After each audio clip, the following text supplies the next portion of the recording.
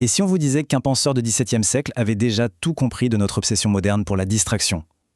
C'est un peu fou, mais on va plonger dans l'esprit de Blaise Pascal et vous allez voir, ses idées sur la condition humaine sont d'une actualité bluffante. Voilà la question qui est vraiment au cœur de toute la philosophie de Pascal. À notre époque, avec les notifications qui n'arrêtent jamais et les fils d'actualité infinis, cette question n'a jamais été aussi pertinente. C'est presque un peu dérangeant. Alors Pascal, c'est un personnage assez incroyable, plein de contradictions en apparence. D'un côté, c'est un scientifique, un mathématicien ultra rigoureux, et de l'autre, un homme avec une foi immense, un théologien. On se demande comment tout ça peut cohabiter dans une seule tête. Mais en fait, quand on regarde bien, tout son travail est lié par une seule et même grande question. Notre place, assez étrange et précaire, dans l'univers. C'est un peu comme si nous voyions marcher en permanence sur un fil, suspendu entre le néant et l'infini. Et pour nous faire vraiment saisir le fond de sa pensée sur notre nature, Pascal nous a laissé une métaphore d'une puissance folle. Prenez juste un instant pour réfléchir à cette phrase. Tout le drame, mais aussi toute la noblesse de notre existence est résumée là-dedans. D'un côté, physiquement, on n'est rien. Vraiment rien. L'univers entier pourrait nous balayer d'un revers de la main. Mais de l'autre, notre conscience, cette capacité incroyable qu'on a de savoir qu'on est fragile, eh bien c'est ça, précisément, qui fait toute notre grandeur, notre dignité. Et cette prise de conscience de notre place dans le cosmos, elle donne le vertige. C'est comme être debout au bord d'un précipice, avec un abîme de chaque côté. D'abord, il y a l'infiniment grand. Quand on regarde le ciel étoilé, on se sent écrasé, minuscule, un petit point perdu dans ce silence effrayant et éternel.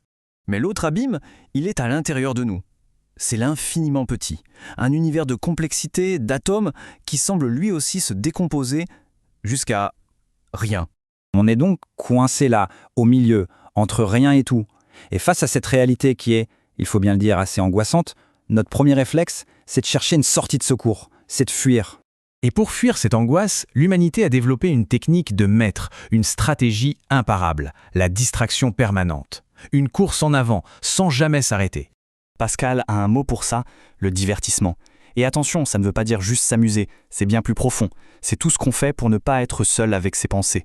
Le travail, le sport, les réseaux sociaux, les séries, tout y passe. Ce qui est absolument génial chez Pascal, c'est qu'il met tout dans le même panier. Pour lui, diriger une entreprise, faire la guerre ou jouer aux cartes, ça revient exactement au même. Le but, c'est de s'occuper l'esprit pour ne pas penser à l'essentiel. Qu'on soit à la cour du roi au XVIIe siècle ou dans une boîte de nuit aujourd'hui, le principe est identique. Il faut du bruit, de l'agitation, du mouvement. Tout sauf le silence. Le silence, c'est l'ennemi numéro 1.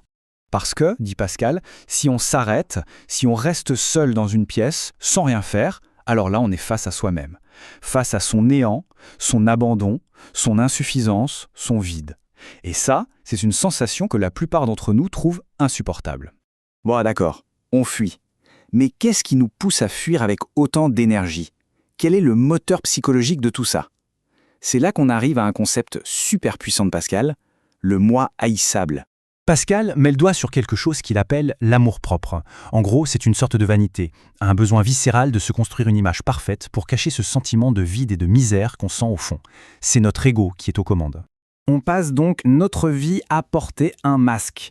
On se fabrique un personnage pour la scène sociale, un personnage brillant, réussi, pour que personne ne voie jamais la réalité qu'il y a en coulisses, une réalité qu'on n'ose même pas regarder soi-même.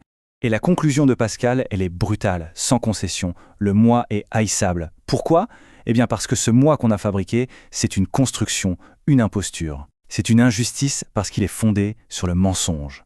Et ça nous amène à une question vertigineuse. Si quelqu'un nous aime pour notre beauté, notre intelligence, notre statut, mais que tout ça est voué à disparaître, est-ce que c'est vraiment nous qu'on aime?